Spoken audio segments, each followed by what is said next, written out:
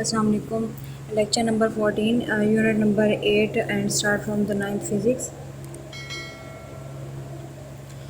जो आज के हमारे टॉपिक्स हैं उनको हमने डिस्कस करना है हीट कैपेसिटी से और चेंज इन स्टेट के हवाले से। ठीक है,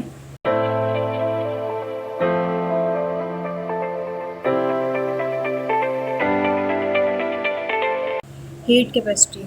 अगर हम हीट कैपेसिटी को डिफ़ाइन करें तो हीट कैपेसिटी को हमने सबसे पहले जो हमने डिस्कस किया था वो था स्पेसिफिक हीट कैपेसिटी। ठीक है, लेकिन उसके बाद फिर हमने स्पेसिफिक हीट कैपेसिटी की इंपॉर्टेंस पढ़ ली थी, लेकिन आज जो हम डिस्कस करेंगे वो करेंगे हम हीट कैपेसिटी के हवाले से। ठीक है, तो फर्स्ट ऑफ ऑल जो हम हीट कैपेसिटी को डिस्कस करने वाले हैं तो सबसे पहले इसकी डेफिनेशन जो है वो हमें पता होनी चाहिए। उसके बाद जो हम बुक से इसको डिफ़ाइन करेंगे। तो heat capacity ratio of heat, यानी कि हीट मतलब हीट, कैपेसिटी मीन एबिलिटी, यानी कि हीट को एब्जॉर्ब करने की जो इंसान के अंदर एज अ ह्यूमन बीइंग जो एबिलिटी होती है, ठीक है, उसको बोलते हैं heat capacity. Heat capacity the ratio of heat absorb by a material to the temperature change, यानी टेम्परेचर को चेंज करने के लिए अगर हीट जो हमारे पर एब्जॉर्ब हो जाती है किसी भी मटेरियल के थ्रू, उसको बोलते हैं हीट कैपेसिटी। यानी कि टेम्परेचर में चेंजिंग आना और हीट को एब्जॉर्ब कर लेना किसी भी मटेरियल के थ्रू, यानी आपके अंदर एबिलिटी है कि आप उस टेम्परेचर को क्या कर रहे हैं, चेंज कर रहे हैं। लाइक आप अब देखें, अगर बाहर का टेम्परेचर बहुत ज़्यादा है तो आपका टेम्परेचर भी बहुत वार्म हो जाएगा। इसका मतलब क्या है, आपकी बॉडी टेम्परेचर जो है वो बहुत गर्म हो गई। इसका मतलब ये है कि आपकी बॉडी के अंदर एबिलिटी थी कि उसने हीट को एब्जॉर्ब कर लिया। इसके मतलब कि आपकी बॉडी की क्या थी, कैपेसिटी थी। तो हीट जो है अगर आपकी एब्जॉर्ब हो रही है आपकी बॉडी की वजह से, बाहर के टेम्परेचर के बढ़ने की वजह से, उसको बोलते हैं हीट कैपेसिटी। बाहर का टेम्परेचर इंक्रीज़ हुआ, आपकी बॉडी ने अपने टेम्परेचर को क्या कर दिया, ज़रा थोड़ा सा हल्का कर दिया। ठीक है, तो इसका मतलब है कि थोड़ी सी हीट जो है वो रिलीज़ होकर एब्जॉर्ब हुई। एब्जॉर्ब होने का मतलब ये कि आपके अंदर एंडोथर्मिक प्रोसेस हो गया। एंडोथर्मिक प्रोसेस का मतलब ये होता है कि आप जो है वो कूल फील करते हैं। जैसे कि अगर बाहर हीट बहुत ज़्यादा है, गर्मियों के मौसम में देखें, गर्मियों और सर्दियों के वाले से देखते हैं। देखिए सर्दियों में क्या होता है कि टेम्परेचर जो है वो बहुत कम होता है, आपके बॉडी का टेम्परेचर भी क्या हो जाता है, ठंडा हो जाता है। वो आप शिवरिंग करते हैं, अपने आप को कपाते हैं, जिसकी वजह से आपकी बॉडी में मूवमेंट क्रिएट होती है और टेम्परेचर जो होता है वो बढ़ जाता है। उसको बोलते हैं एंडोथर्मिक। ठीक है, अगर हम बात करते हैं समर की, गर्मी की, तो बाहर का टेम्परेचर गर्मियों में बहुत ज़्यादा होता है, जिसकी वजह से आपकी बॉडी का टेम्परेचर जो है वो भी ज़्यादा हो जाता है। जब आपकी बॉडी का टेम्परेचर ज़्यादा हो जाता है उसको बोलते हैं एक्सोथर्मिक, यानी कि आपकी बॉडी अब खुद हीट प्रोड्यूस नहीं कर रही, बाहर का जो टेम्परेचर है वो उसको हीट प्रोड्यूस करवाने में अहम किरदार अदा कर रहा है। तो आपकी बॉडी ने बाहर के टेम्परेचर से हीट ले ली है, हीट लेने का मतलब हीट एब्जॉर्ब कर लिया, तो उसकी बॉडी का टेम्परेचर बढ़ गया है ना। यानी बाहर के टेम्परेचर बढ़ा तो आपकी बॉडी का टेम्परेचर बढ़ गया, बाहर का टेम्परेचर कम है तो आपकी बॉडी का टेम्परेचर कम है। अब बाहर के गर्मियों में जो होता है टेम्परेचर बहुत ज़्यादा हो जाता है, जिसकी वजह से आपकी बॉडी का टेम्परेचर भी क्या हो जाएगा, ज़्यादा हो जाएगा। इसका मतलब है आपने हीट एब्जॉर्ब कर लिया। तो इसका मतलब ये है ना कि आपकी बॉडी ने हीट को एब्जॉर्ब कर लिया। आपकी बॉडी के अंदर क्या है, कैपेसिटी है हीट को एब्जॉर्ब करने की।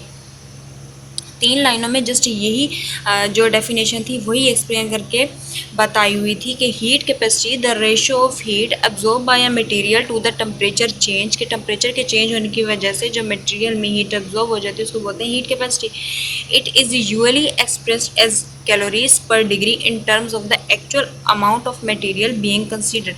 कैलोरी का मतलब होता है, कैलोरी जो है एक्चुअली जो जॉल है, ठीक है ना। हम बोलते हैं कि जॉल का जो यूनिट है वो भी कैलोरी में आता है। इसका मतलब जॉल जो है वो वर्क का यूनिट है। आपकी बॉडी ने वर्क किया अपने ऊपर, उसने हीट क्या की, इंक्रीज़ कर दी टेम्परेचर बाहर के टेम्परेचर की वजह से। इसका मतलब ये है कि ना बाहर का टेम्परेचर इंक्रीज़ हुआ तो आपकी बॉडी का टेम्परेचर जो इंक्रीज़ हो गया। आपकी बॉडी ने वर्क किया अपने बॉडी पार्ट्स पर, जो इंटरनल ऑर्गन्स होते हैं आपकी बॉडी ने उस पर वर्क किया और हीट क्या होगी, इंक्रीज़ हो गई हीट एब्जॉर्ब करने की वजह से। ठीक है, तो कैलोरी पर डिग्री, डिग्री जो है एक्चुअली ये सेल्सियस में लिया जाता है, यानी टेम्परेचर के हवाले से कैलोरी जो है यानी कि हीट को एब्जॉर्ब करने की एबिलिटी है। जैसे कि किसी भी काम करने की एबिलिटी है उसको हम पावर बोलते हैं। पावर का यूनिट भी क्या होता है, वर्क में ही आता है। जैसे कि वर्क मतलब वर्क डन बाय टाइम, ठीक है, तो इसी तरीके से ये हो गया। उसके बाद है मोस्टली कॉमन या मोल। मोल जो है एक्चुअली ये अमाउंट ऑफ सब्सटेंस का एसआई यूनिट है। The molecular weight in grams, ठीक है। The heat capacity in calories पर gram is called the specific heat. यानी कि हीट कैपेसिटी की डेफिनेशन जो है वो यहाँ तक है, the ratio of heat absorb by a material to the temperature change. लेकिन जब हम बात करते हैं कैलोरीज की, जॉल्स की, मोल की, ग्राम की, तब हम उसको बोलते हैं स्पेसिफिक हीट, ठीक है। अगर आपकी बुक से, अब हम इसको पहले कंसल्ट कर लेते हैं, पेज नंबर है 176, यूनिट नंबर 8 का thermal properties of matter, unit number 8। वहाँ पर हीट कैपेसिटी जो है वो ब्लू हेडिंग से शो की गई है। सबसे पहले आपकी बुक से हम इसको पहले तो हमने स्लाइड से इसको डिस्कस किया था, अब जो हम आपकी बुक से इसको डिस्कस करेंगे। तो पेज नंबर 176 ओपन कर लीजिए। हीट कैपेसिटी जो है एक्चुअली ये आपके जो है लॉन्ग क्वेश्चन में नहीं आता, ये शॉर्ट क्वेश्चन में आता है। तो शॉर्ट क्वेश्चन करते वक्त आपने क्या करनी है, इसकी डेफिनेशन करनी है और इसकी क्या करनी है, इक्वेशन करनी है, ठीक है। तो सबसे पहले आपकी बुक की डेफिनेशन हम पढ़ लेते हैं। स्लाइड से तो हमने डिस्कस कर लिया, थोड़ा बहुत आपको समझ में आएगा, लेकिन जब बुक से करेंगे तो आपको समझ में आ जाएगा। तो हीट कैपेसिटी की जो डेफिनेशन आपकी बुक से स्टार्ट करते हैं, पेज नंबर 176 है। Heat capacity of a body, यानी एक बॉडी की हीट कैपेसिटी, बॉडी के अंदर एबिलिटी है हीट को एब्जॉर्ब करने की, is the quantity of thermal energy. Thermal मतलब होता है हीट, ठीक है। थर्मल एनर्जी यानी कि heat energy absorb by it. Body के अंदर एक ऐसी एबिलिटी है, एक ऐसी उसके अंदर कैपेसिटी है कि वो थर्मल एनर्जी यानी हीट एनर्जी की क्वांटिटी को अपने अंदर क्या कर लेती है, एब्जॉर्ब कर लेती है, ठीक है। फॉर 1 केल्विन टेम्परेचर का एसआई यूनिट क्या है, केल्विन है, ठीक है। और इंक्रीज इन इट्स टेम्परेचर, यानी कि अगर 1 केल्विन जो है वो टेम्परेचर इंक्रीज हो रहा है तो आपकी बॉडी भी क्या करेगी, 1 के लिहाज से हीट एब्जॉर्ब करेगी, ठीक है। अगर 2 केल्विन के लिहाज से जो है टेम्परेचर इंक्रीज़ हो रहा है तो आपकी बॉडी 2 के लिहाज से अपनी हीट एब्जॉर्ब करेगी। तो एक्चुअली हीट कैपेसिटी में जस्ट हम टेम्परेचर को डिस्कस करते हैं कि हीट कैपेसिटी आपकी बॉडी के अंदर एक ऐसी एबिलिटी है जो हीट को क्या करती है, एब्जॉर्ब कर लेती है फॉर 1 केल्विन। जस्ट 1 केल्विन के लिए जब आपकी बॉडी जो है वो हीट एब्जॉर्ब कर लेती है उसको बोलते हैं हीट कैपेसिटी, ठीक है। 1 केल्विन के लिहाज से आपकी बॉडी का हीट को ऑब्जॉर्ब करना उसको बोलते हैं हीट कैपेसिटी, ठीक है। हीट कैपेसिटी के तो हमने कर लिया यहाँ से डेफिनेशन। उसके बाद ये हम आते हैं इसकी इक्वेशन पर। Thus if the temperature of a body increase through del T, यानी अगर आपकी बॉडी का टेम्परेचर इंक्रीज होता है through del T, delta T का मतलब है चेंज इन टेम्परेचर, यानी 1 केल्विन के लिहाज से आपकी बॉडी क्या कर रही है, हीट को एब्जॉर्ब कर रही है, इसका चेंज इन टेम्परेचर क्या आ जाएगा, 1 kelvin. On adding delta Q, delta Q जो है ये डेल्टा मतलब चेंज, अ लार्ज चेंज, उसके बाद क्यू मतलब एनर्जी, हीट का यूनिट है, ठीक है, amount of heat, then its heat capacity will be delta Q over delta T. Delta Q का मतलब होता है हीट कैपेसिटी, डेल्टा क्यू जो है ये हीट का यूनिट है और डेल्टा टी जो है ये टेम्परेचर का यूनिट है। इसका मतलब है कि जितनी एनर्जी एब्जॉर्ब हो रही है वो पर टेम्परेचर एब्जॉर्ब हो रही है आपकी बॉडी के अंदर, इसको बोलते हैं हीट कैपेसिटी, ठीक है। Putting the value of the delta Q we get heat capacity जो है is equal to delta Q over delta T. अब हमने स्पेसिफिक हीट कैपेसिटी को पीछे डिस्कस किया था, वहाँ पे हमने कहा था कि डेल्टा क्यू जो होता है वो सी एम डेल्टा टी के बराबर होता है। तो डेल्टा क्यू पे आपने क्या वैल्यू पुट करनी है स्पेसिफिक हीट कैपेसिटी की, तो वो आ जाएगी एम सी डेल्टा टी, और नीचे डेल्टा टी को वैसे लिख देंगे। तो अब आपने देखा कि डेल्टा टी से डेल्टा टी जब क्रॉस होगा तो एम सी बच जाएगा। तो हीट कैपेसिटी जो है वो फाइनली आपके पास किस फॉर्म में आ गई, एम और सी की फॉर्म में, यानी कि मैस और किसकी फॉर्म में, स्पेसिफिक कांस्टेंट के हवाले से, ठीक है। तो हीट कैपेसिटी को था हमने यहाँ तक डिस्कस करना था कि हीट कैपेसिटी जो है ये एज अ शॉर्ट क्वेश्चन आता है। जब आप इसकी डेफिनेशन करते हैं तो डेफिनेशन के साथ आपने इसकी क्या करनी है, क्वेश्चन करनी है। तो डेफिनेशन जो हमने इसकी पढ़ ली थी, heat capacity of a body is the quantity of thermal energy absorb by it for 1 kelvin increase in temperature. कि टेम्परेचर जो है जब 1 केल्विन इंक्रीज़ होगा तो आपकी बॉडी जो है वो 1 केल्विन के लिहाज से जब हीट को एब्जॉर्ब करेगी उसको बोलते हैं हीट कैपेसिटी। और हीट कैपेसिटी जो हीट है, हीट का जो शो करते हैं हम डेल्टा क्यू से, टेम्परेचर को डेल्टा टी से, delta Q over delta T. Heat capacity को हमने इसके बराबर करना है, इसी वजह से हम कहते हैं कि स्पेसिफिक हीट कैपेसिटी जो इक्वल होती है, यानी कि delta Q is equal to M C delta T. तो डेल्टा क्यू पे आपने इसकी वैल्यू पुट करनी है MC डेल्टा टी। अब डेल्टा टी से डेल्टा टी जब जो है क्रॉस हो जाएगा तो MC बच जाएगा, वो फाइनली आपके पास हीट कैपेसिटी आ जाएगी। ठीक है, उसके बाद है स्पेसिफिक हीट कैपेसिटी जो है, इसकी हमने आपको इम्पोर्टेंस और इसकी इक्वेशन है, सॉरी एग्जांपल है। अब स्पेसिफिक हीट कैपेसिटी की अगर हम इसकी इंपॉर्टेंस देखें, the specific heat capacity of a substance is the amount of energy required to raise the temperature of 1 kilogram of the substance by 1 degree Celsius या 1 kelvin. अब equation के लिहाज से अगर हम इसको डिफाइन करें तो हमने कहा था कि heat capacity is equal to delta Q over delta T, delta Q is equal to MC delta T. Delta T से डेल्टा टी क्रॉस हो गया तो MC बच गया। M का मतलब है मैस, C का मतलब है डिग्री यानी कि केल्विन के लिहाज से आप देख लें इसको। तो अब आप देखें कि 1 किलोग्राम जो आपकी बॉडी का वेट है वो 1 केल्विन या 1 डिग्री सेल्सियस के हवाले से हीट को एब्जॉर्ब कर रहा है, तो क्या बनेगा, ये हीट कैपेसिटी बन जाएगा। ठीक है,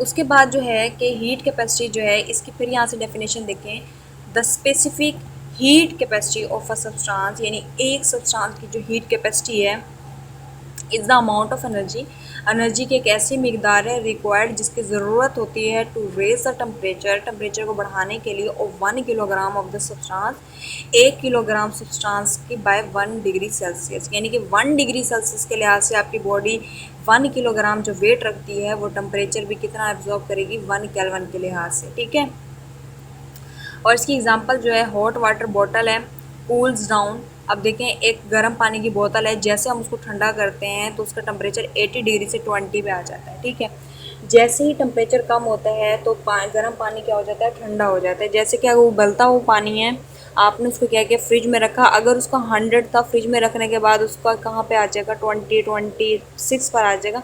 यानी कि क्या हुआ, टेम्परेचर जो हमने उसका कम कर दिया, उसको कूल कर दिया। तो कूल करने पर टेम्परेचर कम होता है और उसको वार्म करने पर टेम्परेचर जो है वो ज़्यादा होता है। ठीक है, तो 80 डिग्री सेंटीग्रेड से जब 20 डिग्री सेंटीग्रेड पर आया तो इसका मतलब है कि टेम्परेचर कम हो गया है। बॉटल जो थी वो गर्म थी, अब क्या हो गई है, वो ठंडी हो गई है। उसने कितनी एनर्जी रिलीज़ की, 756,000 जॉल ऑफ थर्मल एनर्जी क्या उसने हीट को रिलीज़ कर दिया। तो आपकी बुक से इसकी जो है एग्जांपल्स को एक्सप्लेन कर लेते हैं। जैसे कि इक्वेशन 8.6 में दिखाया गया है, shows that heat capacity of a body is equal to the product of mass of the body and is specific heat capacity. यानी कि मास और specific heat capacity is equal to heat capacity. For example heat capacity of 5 kilogram of water. ठीक है, अब specific heat capacity मैंने आपसे कहा था कि एज ऑब्जेक्टिव आपने याद रखनी है वाटर की, वो कितनी थी, 4200 जॉल पर केल्विन पर किलोग्राम। तो अब स्पेसिफिक हीट कैपेसिटी अगर आप 5 किलोग्राम वाटर के लिहाज से देख रहे हैं तो मैस, अब आपने इक्वेशन यहाँ से सोल्व करनी है। यहाँ लिखा हुआ है 5 किलोग्राम ऑफ वाटर। ठीक है, ऊपर देखें 8.6 पे वहाँ लिखा हुआ है heat capacity is equal to MC।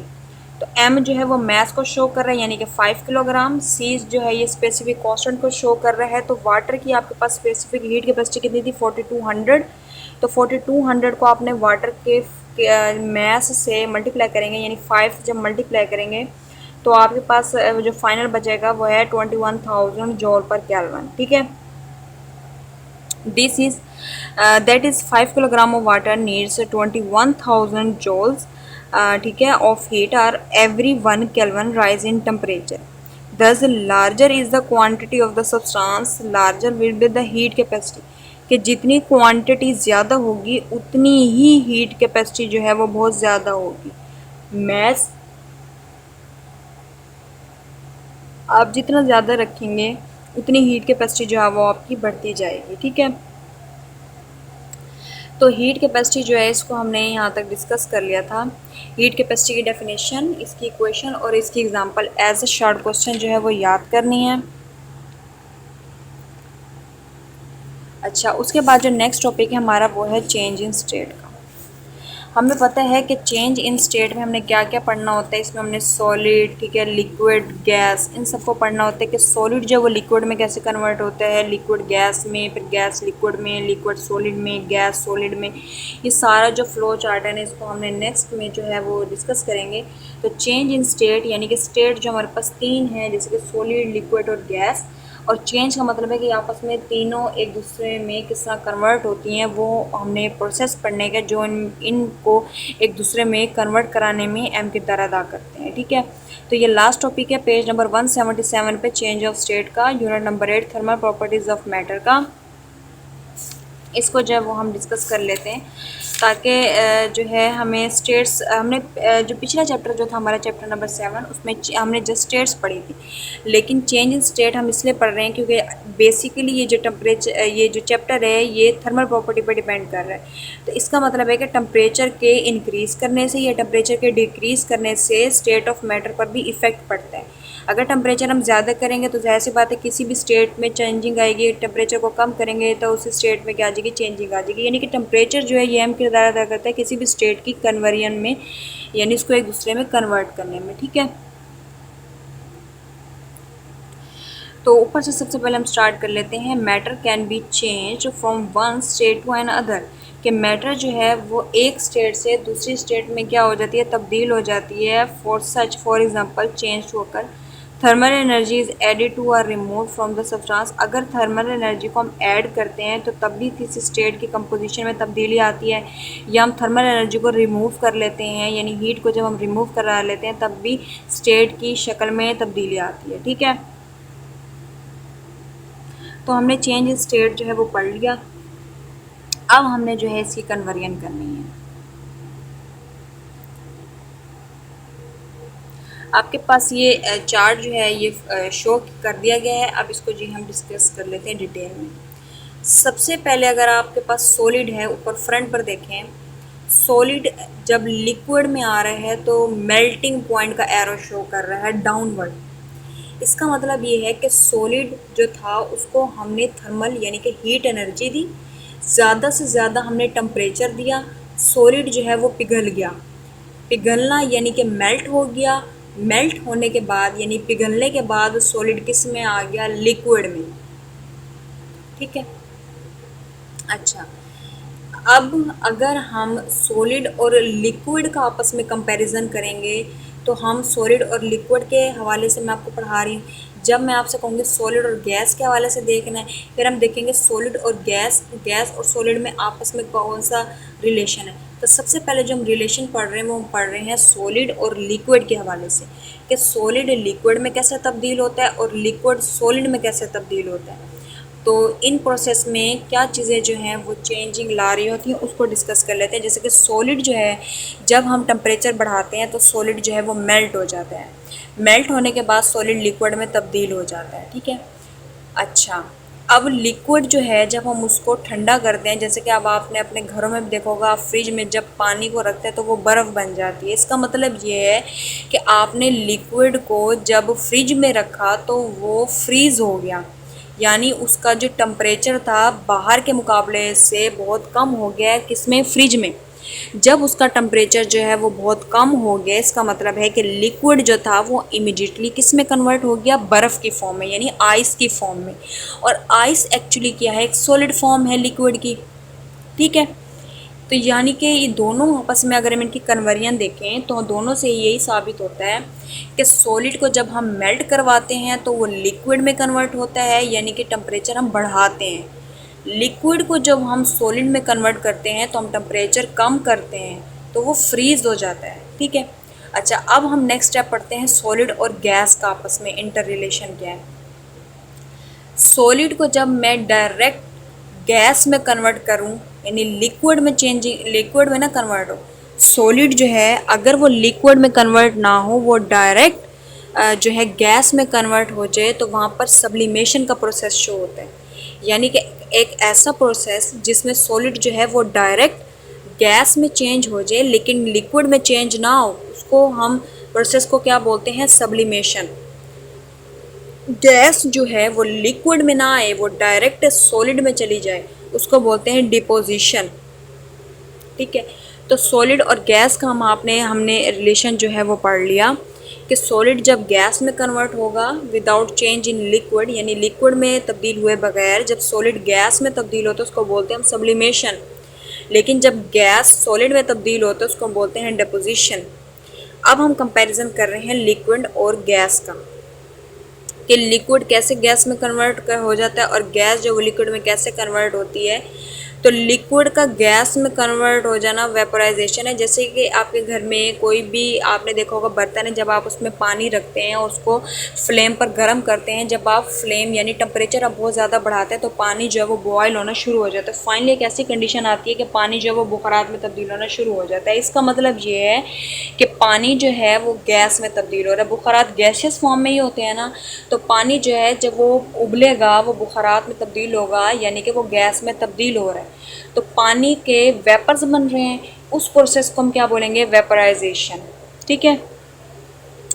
जब गैस डायरेक्ट लिक्विड में कन्वर्ट हो, सॉलिड में कन्वर्ट ना हो, उसको हम बोलते हैं कंडेंसेशन। अक्सर आपने देखा होगा पतीले में जब पानी गर्म कर रहे होते हैं, पानी जो बुखारात बनकर उड़ जाता है, यानी कि लिक्विड में से वो डायरेक्ट गैसेस फॉर्म में चला जाता है, यानी बुखारात की फॉर्म में चला जाता है, उसको बोलते हैं वेपराइजेशन। लेकिन उस टाइम क्या होता है, आपने पतीला जो यानी देगची आपके घर में होती है, आपने उसको ओपन रखा हुआ होता है। एक टाइम ऐसा आता है कि आप उसके ऊपर उसका कवर रखते हो, यानी उसका ढक्कन रखते हो। फिर क्या होता है कि बुखारात जो हैं पानी के वो उबलना तो शुरू हो गए, यानी पानी जो है वो बॉयल होना शुरू तो हो गया, लेकिन अब आपने क्या, आपने उस देगचे को उस पतीली को आपने क्या कर दिया, उस जिस बर्तन में आप पानी उबाल रहे थे उसको आपने कवर कर दिया। अब पानी बॉयल तो हो रहा है लेकिन बुखारात बनकर उड़ नहीं रहा, क्योंकि आपने उसको कवर कर दिया। तो वो बुखारात जो हैं जो उस ढक्कन से टकराएंगे, वापस जो हैं वो पानी में चले जाएंगे। इसका मतलब है कि कंडेंसेशन प्रोसेस है कि भाप जो हैं वो ढक्कन से टकराए लेकिन हवा में नहीं गए, वो ढक्कन से टकरा कर दोबारा लिक्विड में आ गए। उस प्रोसेस को हम बोलते हैं कंडेंसेशन प्रोसेस। ठीक है। एक दफ़ा फिर से इस साइकिल को जो है डिटेल में कर लेते हैं। जैसे कि सॉलिड जो है लिक्विड में आएगा तो मेल्टिंग। अब हम जो है इसको डिटेल में नहीं पढ़ेंगे क्योंकि डिटेल में मैंने आपको समझा दिया। हम इसको शॉर्टकट आपको लेके चलते हैं। जैसे कि सॉलिड जो है जब लिक्विड में कन्वर्ट होगा तो हम उसको मेल्ट कर रहे होंगे, यानी सॉलिड को जब हम मेल्ट करेंगे, पिघलाएंगे, तो वो लिक्विड में आ जाएगा। लिक्विड से जब हम उसकी वेपराइजेशन करते हैं तो पानी जो है बुखारात की फॉर्म में उड़ना शुरू कर देता है, तो उस प्रोसेस को बोलते हैं वेपराइजेशन। जब लिक्विड गैस में आता है, गैस को जब हम सॉलिड में लेकर जाते हैं उसको हम बोलते हैं डिपोजिशन। ठीक है। अच्छा, अब गैस को जब हम डायरेक्ट लिक्विड में लेके आएंगे उसको बोलेंगे कंडेंसेशन। के बुखारात जो वो हवा में नहीं उड़े, वो ढक्कन से टकरा के वापस लिक्विड में आ गए, उसको बोलते हैं कंडेंसेशन, यानी कि बुखारात जो हैं वो दोबारा लिक्विड में कन्वर्ट हो गए हैं। लिक्विड से जब सॉलिड में आता है उसको बोलते हैं फ्रीजिंग पॉइंट। क्या, यानी कि फ्रीज हो गए हैं, यानी कि लिक्विड जो वॉइस में आ गई है। आइस एक सॉलिड फॉर्म है। इसी तरीके से जब आप सॉलिड को गैसेस फॉर्म में लेके आते हैं उसको बोलते हैं सब्लिमेशन, यानी कि सॉलिड जो है वो लिक्विड में नहीं आया, वो अब डायरेक्ट किस में चला गया, गैसेस में। सॉलिड का गैस में आ जाना लिक्विड में तब्दील हुए बगैर, उसको हम बोलते हैं सब्लिमेशन। तो ये एक पूरा चार्ट था, इसको डिस्कस कर लिया। उसके बाद डेफिनेशन से कुछ एवोपरेशन की हैं, कंडेंसेशन की हैं, प्रेसिपिटेशन की हैं। प्रेसिपिटेशन का आपकी बुक से कोई ताल्लुक नहीं, इसलिए जस्ट हम दो डेफिनेशंस को डिस्कस करेंगे, एक एवोपरेशन और एक कंडेंसेशन। एवोपरेशन एक ऐसा प्रोसेस होता है जब लिक्विड जो है गैस में तब्दील हो जाता है। लिक्विड का गैस में तब्दील हो जाना एवोपरेशन, गैस का लिक्विड में कन्वर्ट हो जाना कंडेंसेशन। ये दोनों जो हैं शार्ट क्वेश्चंस, ये बहुत इंपॉर्टेंट है। जैसे कि जब लिक्विड गैस में तब्दील होगा उसको बोलेंगे वेपराइजेशन, गैस जब लिक्विड में तब्दील होगी उसको बोलेंगे कंडेंसेशन। तो ये बहुत इंपॉर्टेंट शॉर्ट क्वेश्चन थे जो कि हमने क्या कर लिया, इसको डिस्कस कर लिया। ठीक हो गया। उसके बाद जो है अब हम इसको क्या कर लेते हैं, इसको थोड़ा सा हम डिटेल में पढ़ लेते हैं। एक्टिविटी 8.1 जो कि ग्राफ के ज़रिए बताई गई है। Take a beaker and place it over stand, put small pieces of ice in a beaker. एक बीकर में जब आप बर्फ़ के टुकड़े रखते हैं, आप उसको क्या करते हैं, फ्लेम पर रख देते हैं, जिसकी वजह से बर्फ़ जो है वो पिघलना शुरू हो गई है। ठीक हो गया। बर्फ़ जो है पिघलना शुरू हो गई, इसका मतलब है कि वो सॉलिड से किस में आ गई है, लिक्विड की फॉर्म में आ गई है। उसके बाद क्या होता है कि सॉलिड से जब वो किस में चली गई है, लिक्विड में। ठीक है। अच्छा, फिर उसके बाद सेकंड जो है, now place a burner under the a beaker. Beaker में बर्नर जो है आपने बीकर के नीचे रखा। उसके बाद आइस जो है उससे मेल्ट होना शुरू कर दिया, टेम्परेचर बढ़ा, ज़ीरो से वो आगे फिर फर्दर चला गया। यानी कि टेम्परेचर को आप कम कर रहे हैं तो लिक्विड जो है सॉलिड फॉर्म में आ रहा है, यानी है आइस की फॉर्म में। जब आप टेम्परेचर बढ़ा रहे हैं तो आइस जो है वो लिक्विड में जा रही है टेम्परेचर के इंक्रीज़ होने से। तो ये कुछ स्टेप्स बताए गए थे पार्ट ए बी में, वो जो हमने डिस्कस करने थे वो हमने जो है कर लिए। कि आपको पता होना चाहिए जब एक ऐसी कर्व आती है जहाँ पर -30 से 0 डिग्री सेंटीग्रेड पर आता है तो कर्व जो है temperature of the ice increase, ice का टेम्परेचर जो है वो इंक्रीज़ हो जाता है। माइनस जो है ये एक एक्चुअली जो है कूलिंग फॉर्म में आती है, माइनस जो है अब वो 0 में आ गई, इसका मतलब कोई ना कोई टेम्परेचर तो है कि आइस का टेम्परेचर बढ़ गया है। ठीक है, ग्राफ में भी देख लें, फिगर जो आपके पास 8.9 है, -30 से 0 पर आए यानी कि ए से बी में आए तो हमारे पास आइस बन रहा है, यानी कि टेम्परेचर पहले नेगेटिव में था, कूलिंग फॉर्म में था, 0 में आया तो थोड़ा सा वार्म फॉर्म में आ गए, इसका मतलब है कि आइस बन गई। बी से जब हम सी में गए तो आइस एंड वाटर दोनों जो हैं इक्वल फॉर्म में बन रहे हैं। ठीक है, सी से जब हम डी में गए तो वाटर बना क्योंकि टेम्परेचर जो है वो बहुत ज़्यादा इंक्रीज़ हो गया था, तो आइस जो वो पिघल के लिक्विड में आ गई। उसके बाद सी और डी से फिर अब हम क्या कर रहे हैं, डी और ई में आ रहे हैं, तो पानी जो है पिघलने के बाद जब उसको और ज़्यादा हीट दी गई तो वो किस में चला गया, बुखारात की फॉर्म में, बुखारात में तब्दील हो गया। उसके बाद एवोपरेशन की एक और डेफिनेशन जो है वो डिस्कस कर लेते हैं। एवोपरेशन एक ऐसा प्रोसेस है when sun heats up water, जब सूरज जो है वो पानी को गर्म करता है, जैसे दरियाओं झीलों में, आर द ओशन समंदरों में, and turns it into vapour और स्टीम, और इसको वेपर या बुखारात में तब्दील कर लेता है। द वाटर वेपर और steam leaves the river, water vapour जो हैं वो दरिया से कहाँ से भाप की फॉर्म में चले जाते हैं, लेक और ocean, and goes into the air, बुखारात से वो हवा में चले जाते हैं। ये जो प्रोसेस था ये चेंज इन स्टेट था, जैसे कि एवोपरेशन, जैसे कि लिक्विड जो वो गैस में चली गई, गैस जब लिक्विड में आती है वो होती है कंडेंसेशन, लिक्विड जब अगर सॉलिड में जाती है वो होती है फ्रीजिंग, सॉलिड जब लिक्विड में आता है उसको बोलते हैं मेल्टिंग, सॉलिड गैस में जाता है वो होता है सब्लिमेशन, गैस सॉलिड में आती है डिपोजिशन। तो ये सारी कन्वर्जन जो थी हमने थोड़ी डिटेल में डिस्कस कर लिया था। आज जो टॉपिक्स थे हमारे वो एंड हो गए, जैसे कि हमने स्पेसिफिक हीट कैपेसिटी को डिस्कस कर लिया था, हीट कैपेसिटी को डिस्कस कर लिया, चेंज इन स्टेट को डिस्कस कर लिया। तो ये अब चेंज इन स्टेट जो है ना ये इंपॉर्टेंट लॉन्ग क्वेश्चन नहीं है, ये जो शॉर्ट क्वेश्चन के लिहाज से अगर आ जाए तो ठीक है, अदरवाइज ये शॉर्ट क्वेश्चन के लिहाज से भी क्या है, इम्पोर्टेंट नहीं है। इससे पूरे इन दोनों टॉपिक्स में जो हमने शॉर्ट क्वेश्चन मेन पढ़ा है वो हीट कैपेसिटी है, कि हीट कैपेसिटी की हमने डेफिनेशन पढ़ी, इसकी इक्वेशन पढ़ ली, उसकी एग्जांपल पढ़ ली। लेकिन चेंज इन स्टेट की अगर हम बात करते हैं, इसमें स्टेट जो है वो चेंज होती हैं, लिक्विड सॉलिड में कैसे जा रहा होता है, इसमें जस्ट आपको ये बताया हुआ है, आपको बस ये बताया कि सॉलिड लिक्विड में कैसे आ रहा है, लिक्विड कैसे जा रहा है, यानी मैंने आपको सारी कन्वर्जन जो है इसको डिटेल में बताई है कि किसी भी चीज़ को स्टेट्स को आपस में कन्वर्ट करने के लिए कौन कौन सा प्रोसेस जो है वो एम की तरह अदा कर रहा होता है स्टेट्स को एक दूसरे में कन्वर्ट होने के लिए। तो यहाँ तक जो थे हमारे टॉपिक्स कंप्लीट हो गए हैं, नेक्स्ट टॉपिक हम आपसे डिस्कस करेंगे।